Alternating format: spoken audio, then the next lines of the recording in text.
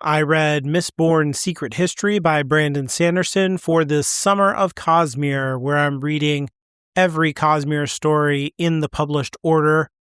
And so I'm going to be linking this to stories like Elantris, Warbreaker, the original Mistborn trilogy, The Way of Kings, Words of Radiance, the newer Mistborn stories, Forology. I can't remember the word. Quadrology, I think that's the word for it. And so this one comes right after the Bands of Mourning and is like directly linked to it. I think there's even an afterword in the Bands of Mourning that was like, hey, Kelsier's here all of a sudden. And if you think that's weird, I wrote a story explaining how it's possible. Don't freak out too much. And so this is the story that is supposed to fix all of our anxieties about Kelsier being a part of the Mistborn story 300 years after his death still. And basically, I think to sum up the events of the story, Kelsier dies in the moment where the Lord Ruler kills him, just like, in the story that we encountered in the first Mistborn novel. And then we get to see the other side of death, where the rest of the story takes place in the cognitive realm, or on Roshar, what they call Shadesmar.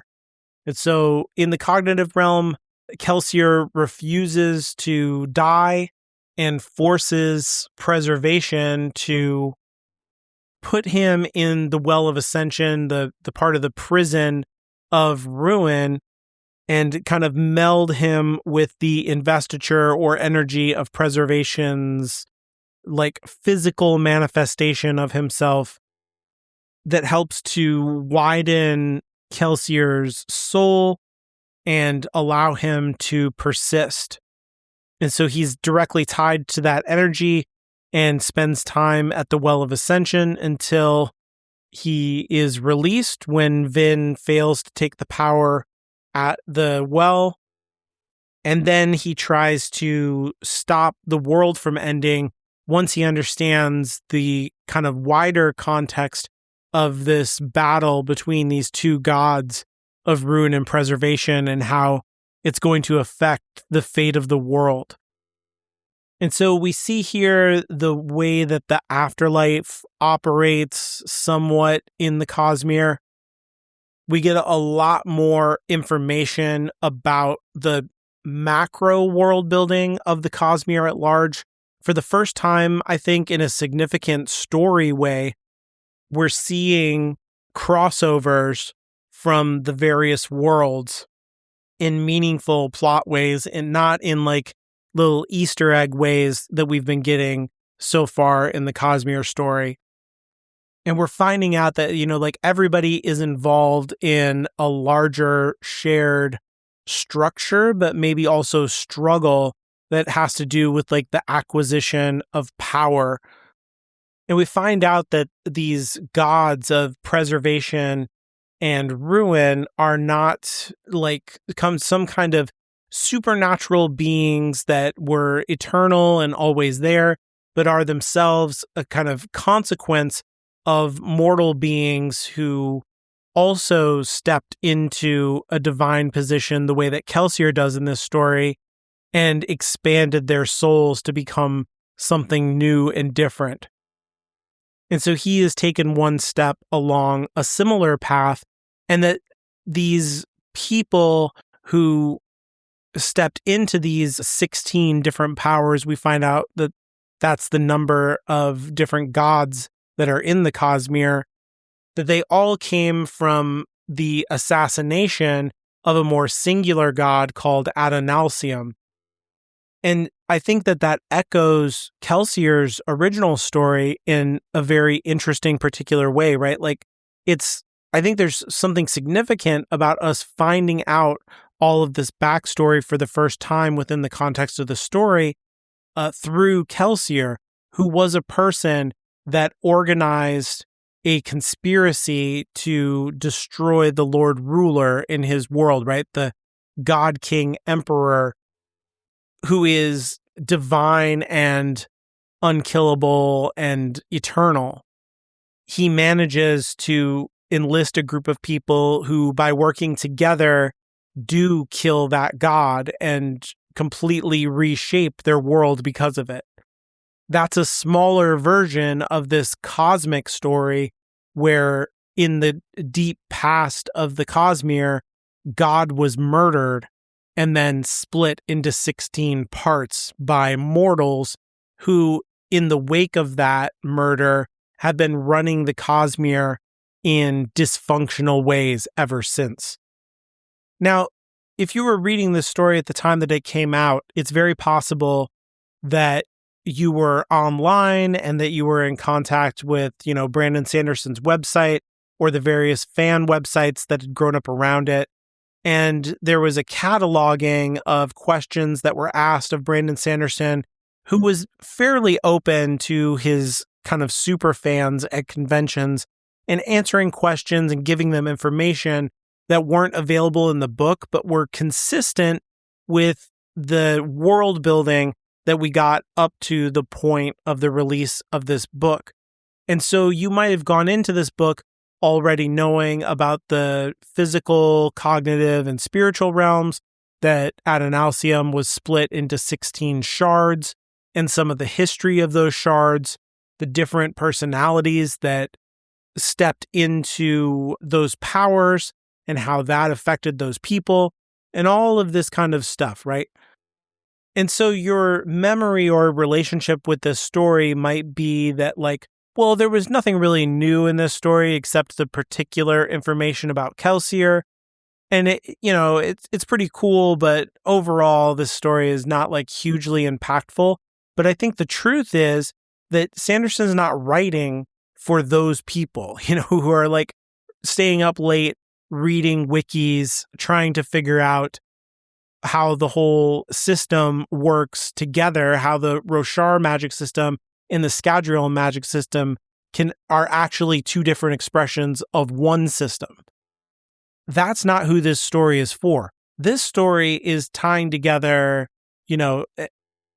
information for people after the Cosmere story is completed and who are kind of reading it in the same order that I'm doing for the Summer of Cosmere, who are coming across this information probably for the first time as they make their way through all of the stories.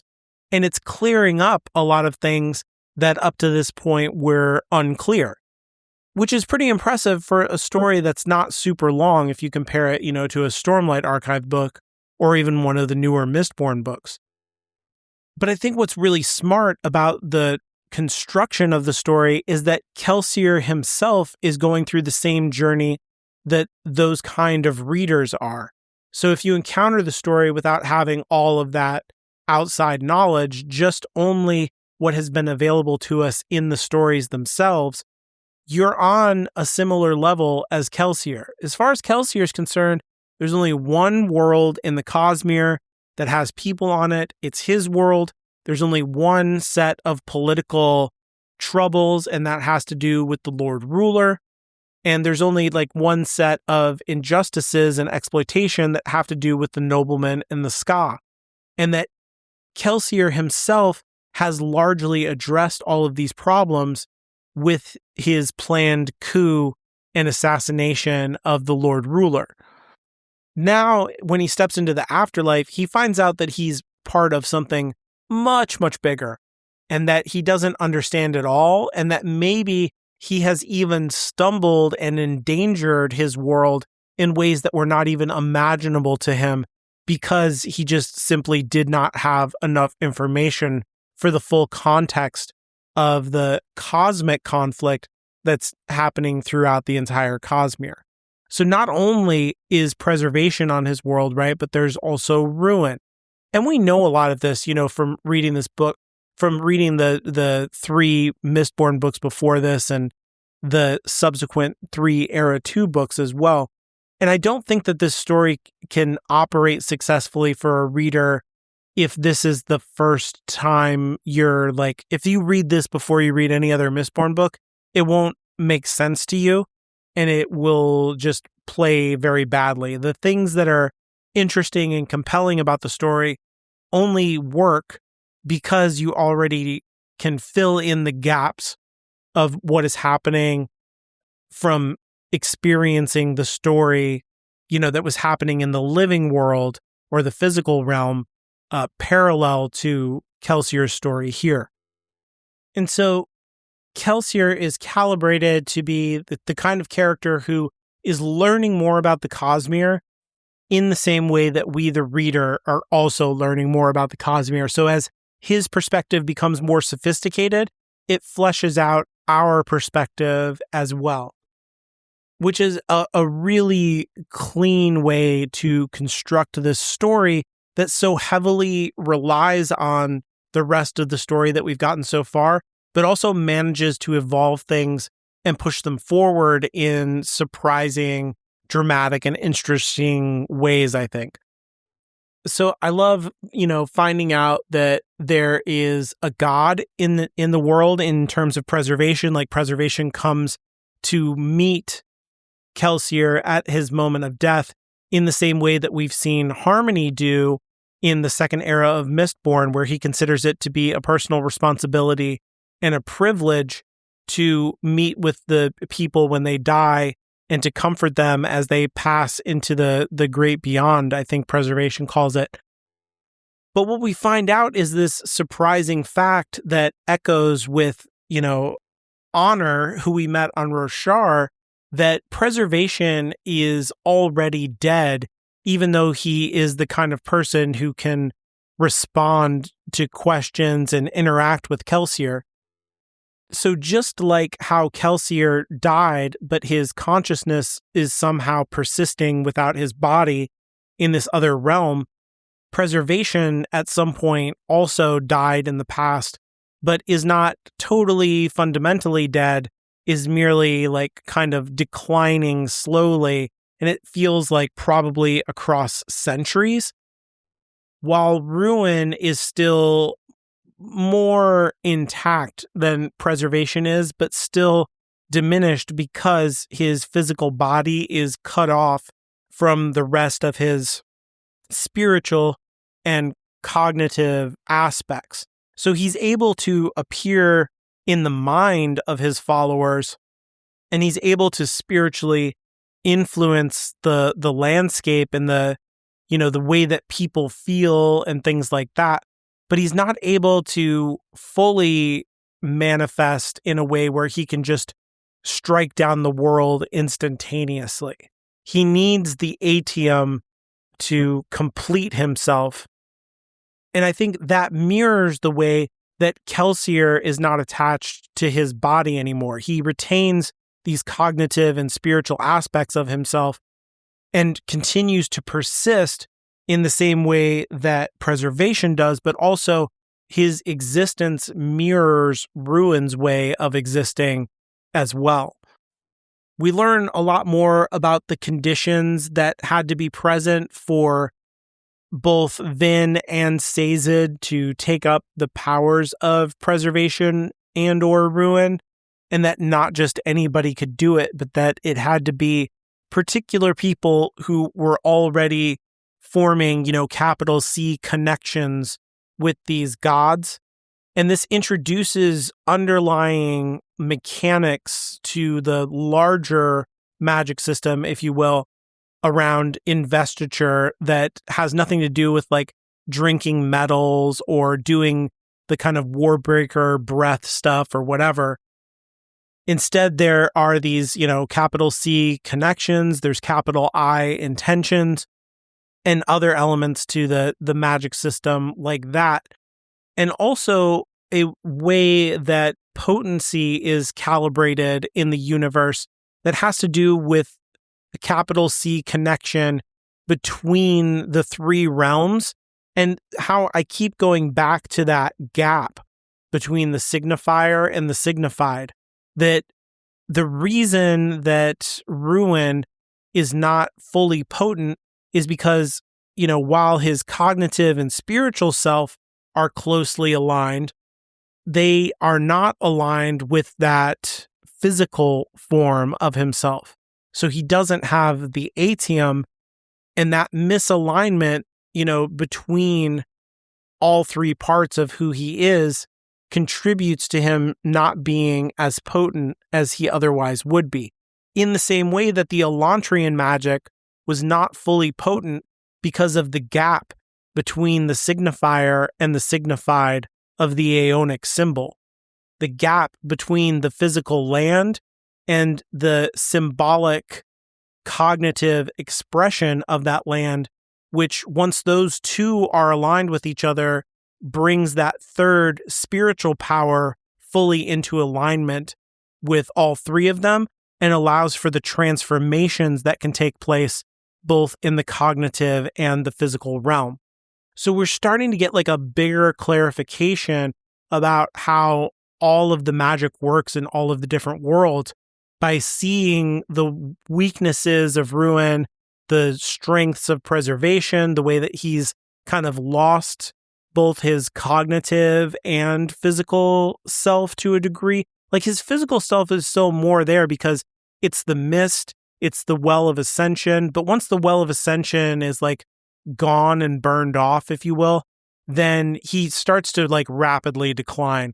And it feels like his body has already suffered some kind of permanent death, that the strength of his spirit is what's allowing the persistence of both the physical human body that eventually emerges at his moment of death, but especially his cognitive capacities, which are constantly declining throughout the story. What I think is interesting about his cognitive presence, though, is that when Kelsier talks to him and says, like, you're a part of the crew, I can't do it without you, I need you, you have to be here with me. And then later, Preservation himself is like, but I thought I was part of the crew, I thought we needed each other. And Kelsier kind of grabs onto him and is like, I need you, Fuzz. I need you here with me. We got to make this plan. I can't do it without you. We're a crew. We're together. That kind of makes him more substantial and present in a kind of physical sense. Like his cognitive presence is smoky and translucent. But when they have this particular conversation, he becomes more solid and opaque. It feels like he's coming more fully into alignment. And what is the reason for that? It's because of an inclusion in community. The way that I've been talking about with Bridge 4 and the importance of that for Kelsier, of Raoden and Elantris, the way that he, builds a community around himself there and how that radically changes everyone who is a part of it. The way that Kelsier did with the thieving crew originally in the first Mistborn trilogy. So even for a god, this inclusion in community fundamentally changes the potency of who they are. And I think it's also those finite limitations, which we've been encountering in Harmony. And so we might think that like, oh, well, we know Sazed and he was not a perfect person, and maybe when he took over these powers because of his particular inadequacies, he's just not dealing with, these eternal powers quite as well as maybe somebody else would be doing. The fact is, no, that like everybody is limited and finite and fallible, and that gaining more power doesn't fill in those inadequacies, it merely emphasizes them. And so Preservation or Fuzz in the story never feels like a deeply potent character in the way that you would assume God to be, or a god. Instead, he's like shockingly human in the way that he responds to situations, but also incredibly limited and not fully human in very particular ways, where he really loves the Lord Ruler for not dying, for not being the kind of person who gives into change and evolution and eventually death. That even though Preservation doesn't like his behavior, he loves his unchanging persistence through time because it appeals to the intention, capital I, of the power that is held by the persona of the person, who holds preservation.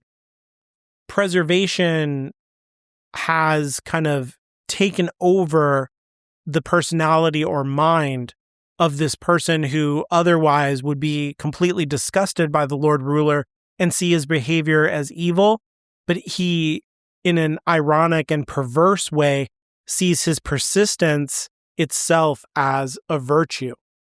And I think that we're supposed to experience that in the story, ironically, in the same way that in the original Mistborn trilogy, we ironically experience Ruin's point of view as, like when he sees the ash mounds blowing up and sees that as beautiful and all of the warfare and mayhem as being a good thing.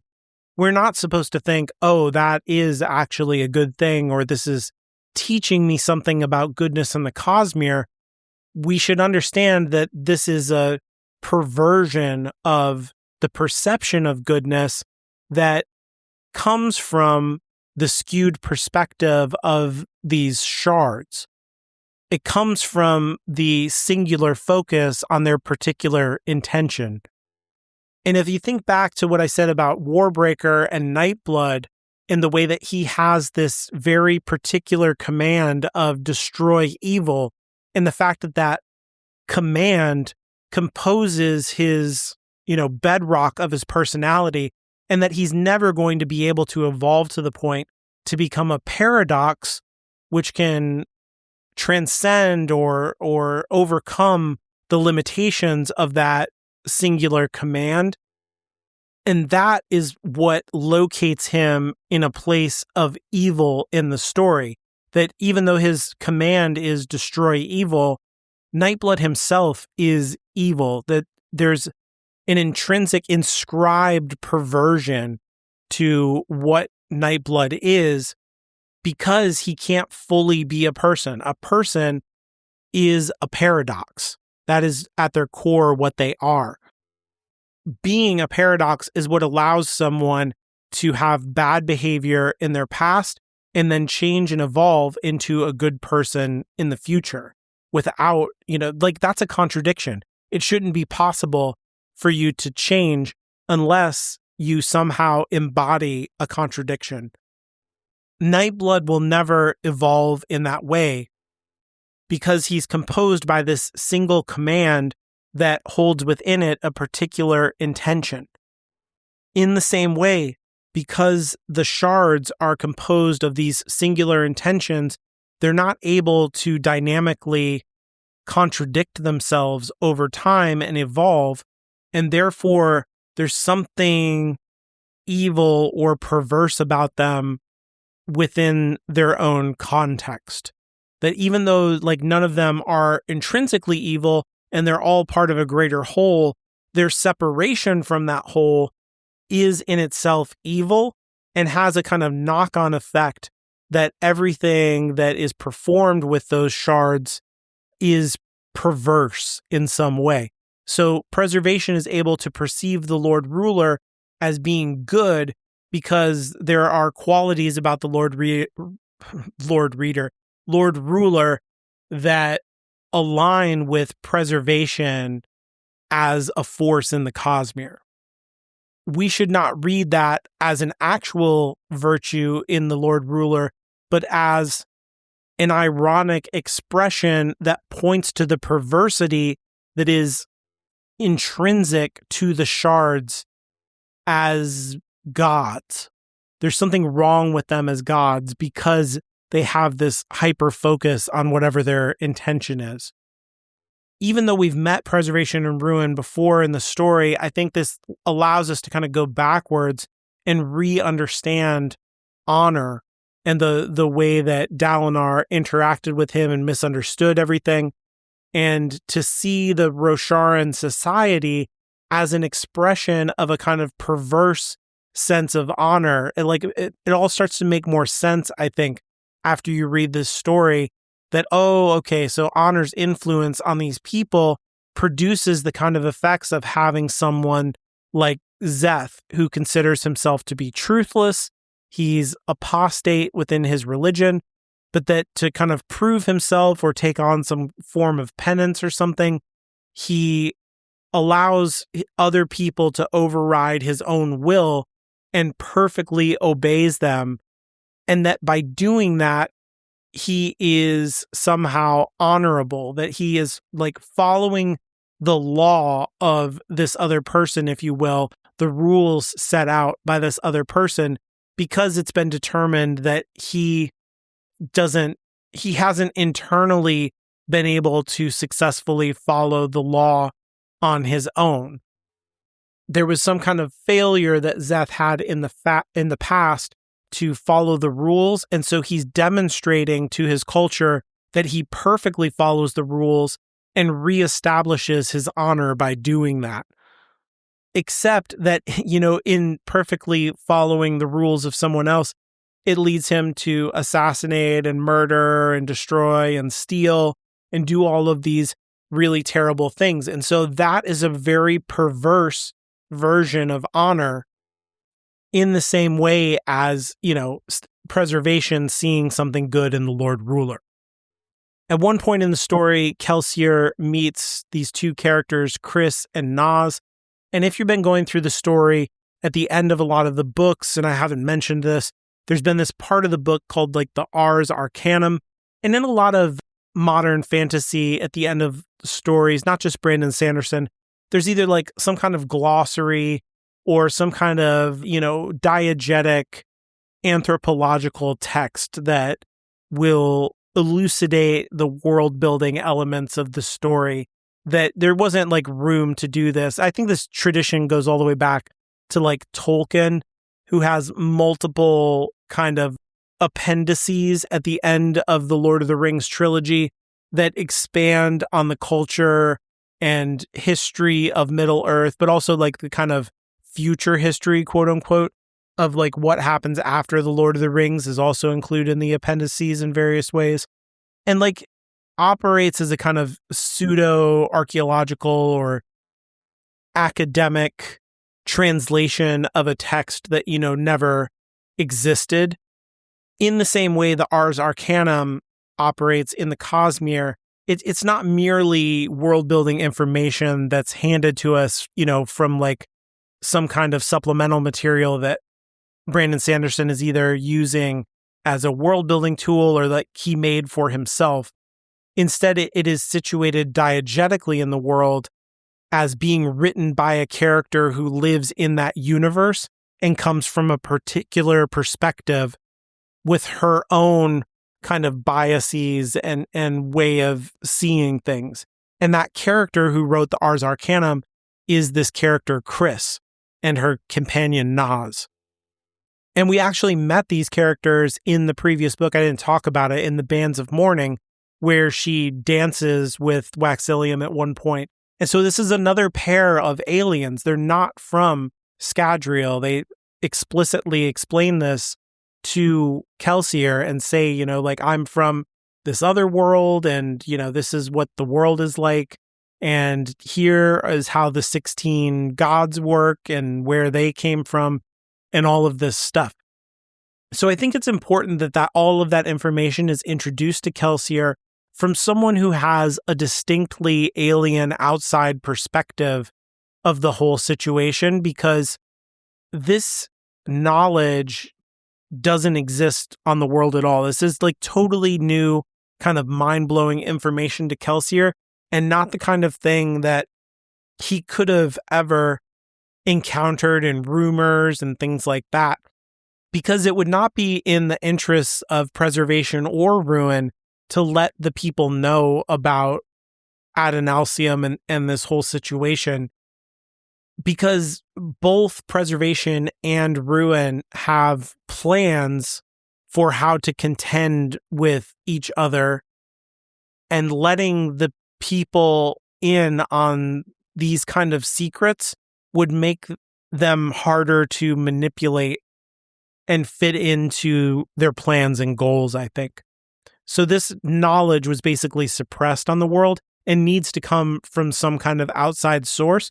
But I think it underlines or emphasizes the way that Scadrial is just one element of this much larger setting of the Cosmere. And he goes on after that to meet another set of aliens in the Eyrie who are Elantrians and seem to me to be Elantrians who exist during the state of the Riod that we see in the story of Elantris. Like, they are not these beings who have light pouring out of them and all of this power. Instead, they seem to be kind of in a fallen state. They have a lot of knowledge about, how the three realms operate and the larger macro magic system, if you will, the Cosmere magic system, and not the specific one from their planet. But they don't ever do anything that I can see that looks like the kind of magic that Raoden is doing, where he's drawing symbols in the air and then some kind of effect happens from that.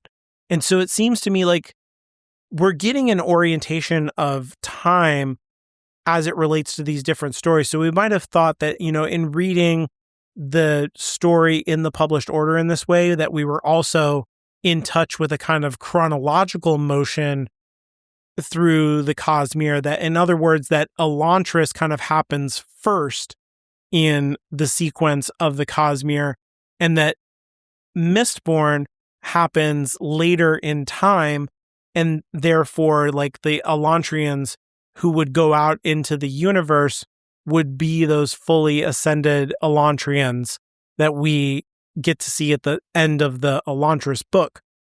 Instead, I think we're getting a clue that this end of the world on Scadrial, kind of apocalyptic event of the death of preservation and ruin, is happening simultaneously to the events in Elantris with Raoden and fixing the Aeonic magic.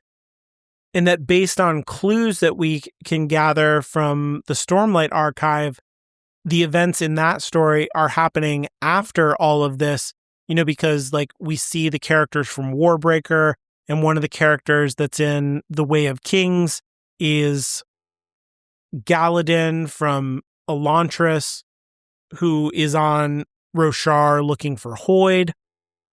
And so that has to be a version of Galadin, that is post the events of Elantris, because he wouldn't have had the wherewithal or magical prowess to leave, his planet the way that these alien Elantrians have left to come to Roshar. But, to get back to those guys, their agenda is to absorb the power of these gods as they die, and then to use those energies, to their own ends. They don't seem like a good organization, so they seem to me, again, to be like a group that's not associated with Raoden at all, but are probably part of the Elantrians that existed in the, 10 years before the events of Elantris, back when Elantris was like fully functional and not a cursed city. Everybody that Kelsier encounters from different alien societies, like I mentioned briefly Hoid, but he meets Hoid when he's at the Well of Ascension, right? And they have a conversation, which is really antagonistic, and Hoid even slaps him around a little bit, which is pretty funny. But all of these people assume that the end of, Scadrial has come, and that nobody is going to survive this catastrophe of both shards dying, or maybe of preservation dying, and then ruin going on a rampage and destroying the world. And that kind of thinking is the thing that I keep coming back to as the source of all evil in the Cosmere, where if you've already made up your mind about what's going to happen and that there's no way to get out of a bad situation, all you can do is mitigate that bad situation, that you have the wrong mindset. You have an evil mindset in terms of how the Cosmere is calibrated. So only Kelsier has the point of view that the world can be saved, and that he needs to actively try to save it. And I think that the feeling that we're supposed to get from the story is that the world would not be saved without Kelsier there doing the things that he's doing. And so I kept emphasizing how Kelsier is this character who is not totally heroic, that he has all kinds of bad, villainous, evil qualities. And so he sits uncomfortably within the set of heroes that we've come to know the longer that we've been doing this Summer of Cosmere project. And we got that really disturbing short story about how his powers and point of view as a Mistborn were oriented by Ruin himself through his mentor. And we even get to see that, Gemmel, we get to see the mechanism by which Gemmel was manipulated and how Kelsier was exploited when Kelsier ascends, if you will, into the power of preservation and has to contend directly with Ruin.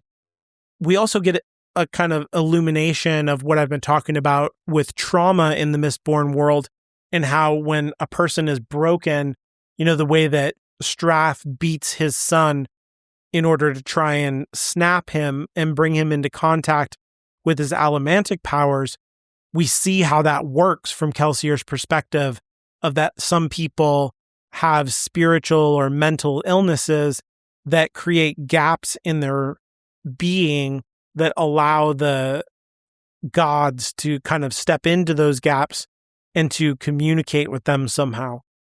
And so it seems like that is what is happening with the Knights Radiant on Roshar as well, that, Kaladin went through these traumatic events that created PTSD in him, and that PTSD is what gives Syl access to his being and allows him to, be interceded for supernaturally by this aspect of honor that is left after his death. We get all of the spren and all of that stuff makes a lot more sense after this story. I think that you can see that they're cognitive expressions of the remains of honor.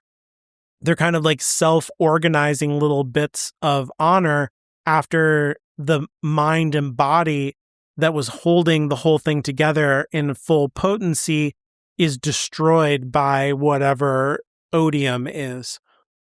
But now we can see a bigger context than what was going on with that story with Kelsier, with the 11th metal, where it was like, oh no, Ruin was involved in Kelsier's, creation and setting him on his path, and that Ruin can't do anything that doesn't produce the ending of all things, because that is his capital I intention. So he's very tied to that whole thing, which means that whatever he did to Kelsier has to be tied to destroying the world. And so we should be really concerned and understand that Kelsier is not this purely heroic character, that he has these villainous qualities because he encountered this evil god. I think what we can see here is that Kelsier is able to take up the power of preservation as well, who is kind of presumably the good god. He is the push to Ruin's pull, that he, as tied as Kelsier is to Ruin, he is also tied to preservation. And so we shouldn't just assume that because you have some badness to you, that everything that you do is bad. There's an emphasis of the way that Kelsier is a contradiction, that he is a paradox, in the same way that we had with Sazed and with Vin in the original Mistborn trilogy, and how that allowed those characters to transcend their failings and to become, ultimately heroic and good. Kelsier takes up this space where he has been associated with Ruin, like he's in Ruin's prison, right? He's talking to Ruin. He has all of these formal connections to Ruin, capital C connections, that he can actually physically, tangibly experience. And he doesn't have those close ties to preservation. And he has to kind of cheat to get them there by using the device of the Eyrie. But in taking up the power, I think he does kind of move himself away from Ruin, and underlines the way that heroism in the Cosmere is linked with learning the rules of the world around you, of assuming that there's always an answer to your problem, and of always being willing to evolve and fight for the right thing. Kelsier has all of those virtues in spades.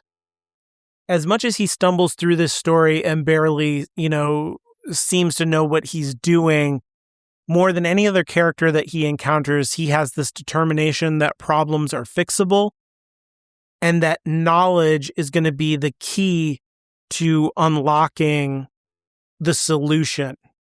So just like the virtues of Raoden and Elantris, that archetypal hero that we meet in the first Cosmere story, who studies and studies and studies until he puts the pieces together to figure out how to fix the magical system, Kelsier is also learning all the rules of his world so that he can step up and become, a god who can intercede for his friends in those crucial moments, where he can pass on that knowledge to his brother Marsh, and who can manipulate Ruin and, understand how to do a con that involves the very gods themselves, and then hand that power over to Vin and ultimately Sazed.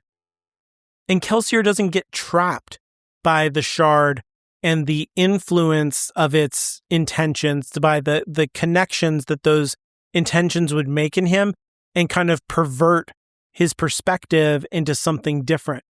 Now, at the same time, because Kelsier lacks a physical body, and I think even to a degree his spiritual self also becomes absent, I think there is a point at which, if we wanted to say that like Kelsier has a soul, and this might be controversial for people who are very familiar with the Cosmere, but I'm going to put it out here because this is like the way that I interpret this story and the larger Cosmere story that involves Kelsier.